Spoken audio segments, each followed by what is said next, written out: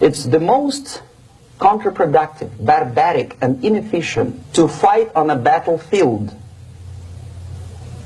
You know that war is continuation of state policy, right? So if you want successfully to implement your state policy, and you start fighting, this is the most idiotic way to do it. The highest art of warfare is not to fight at all, but to subvert anything of value in the country of your enemy, until such time that the perception of reality of your enemy is screwed up to such an extent that he does not perceive you as an enemy, and that your system, your civilization, and your ambitions look to your enemy as an alternative, if not desirable, then at least feasible. Better red than dead. That's the ultimate purpose, the final stage of subversion, after which you can simply take your enemy without a single shot being fired, if the subversion is successful. This is basically what subversion is. What subversion is, basically, it consists of 4 periods, time-wise. If we start from here and go this way, time, right? This is the beginning point. The first stage of subversion is the process which is called, basically, demoralization. It says for itself what it is.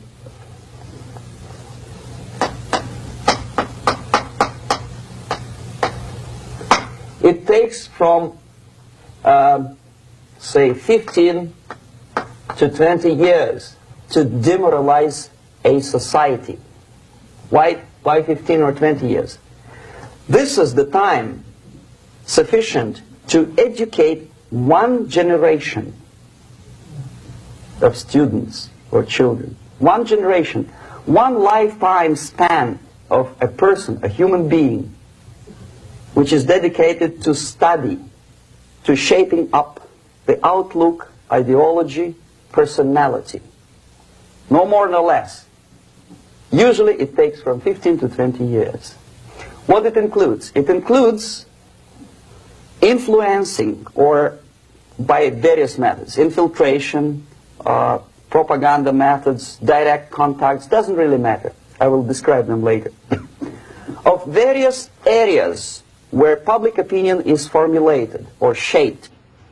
Religion, educational system, social life, administration, law enforcement system, military, of course, and labor and employer relations, economy. Okay? 5 areas. I will not write them down because we will not have enough space. Sometimes when I describe all the methods, students ask me question, are you sure this is the result of the Soviet influence? Not necessarily. You see, the tactic of subversion, about which I'm talking, is similar to the martial art, the Japanese martial art. If some of you are familiar with that tactic, probably you will remember that if an enemy is bigger and heavier than yourself, it would be very painful to resist his direct strike. If a heavier person wants to strike me in the face, it would be very naive and counterproductive to stop his blow.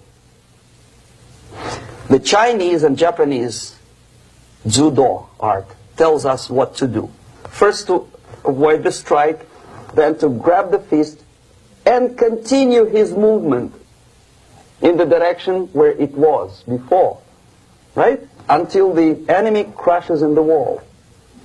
You see? So, what happens here? The target country obviously does something wrong. If it's a free democratic society, there are many different movements within the society. There are obviously, in every society, there are people who are against this society. They may be simple criminals, ideologically in disagreement with the state policy, conscientious enemies, simply psychotic personalities who are against anything. Right? And finally, there are a small group of agents of a foreign nation, bought, subverted, recruited. Right? The moment all these movements will be directed in one direction, right? This is the time to catch that movement and to continue it until the movement forces the whole society into collapse, into crisis, right? So that's exactly the martial art tactic. We don't stop an enemy. We let him go. We help him to go in the direction we want them to go. Okay? So, on the stage of demoralization, obviously there are tendencies in each society, in each country, which are going to opposite direction from the basic moral values and principles. To take advantage of these movements, to capitalize on them, is the main purpose of the originator of subversion. So we have religion, we have education, we have social life, we have power structure, we have labor relations, unions, and finally we have law and order. 1, 2, 3, 4, 5, 6. Okay? These are the areas of application of subversion. What it means exactly? In case of religion, destroy it, ridicule it, replace it with various sects, cults, which bring people's attention, faith, whether it is naive, primitive, doesn't really matter. As long as the basically accepted religious dogma is being slowly eroded and taken away from the supreme purpose of religion, to keep people in touch with the supreme being, that serves the purpose. Therefore, replace it, accepted, respected religious organizations with fake organizations. Distract people's attention from the real faith and attract them to various different faiths. Education. Distract them from learning something which is constructive, pragmatic, efficient. Instead of mathematics, physics, foreign languages, chemistry, teach them history of urban warfare, natural food, home economy, your sexuality, anything, as long as it takes you away. Okay? Social life. Replace traditionally established institutions and organizations with fake organizations. Take away the initiative from people. Take away the responsibility from naturally established links between individuals, group of individuals, and society at large, and replace them with artificially, bureaucratically controlled bodies. Could be stopped right here, both as an expert and as an import. And that takes one step, one very important thing to do. You don't have to expel all the KGB agents from Washington, D.C. The most difficult and at the same time the simplest answer to the subversion is to start it here and even before, by bringing back the society to religion, something that you cannot touch and eat and put on yourself, but something that rules society and makes it move and preserve it. The ideas are moving society and keeping mankind as a society of human beings, intelligent, moral agents of God.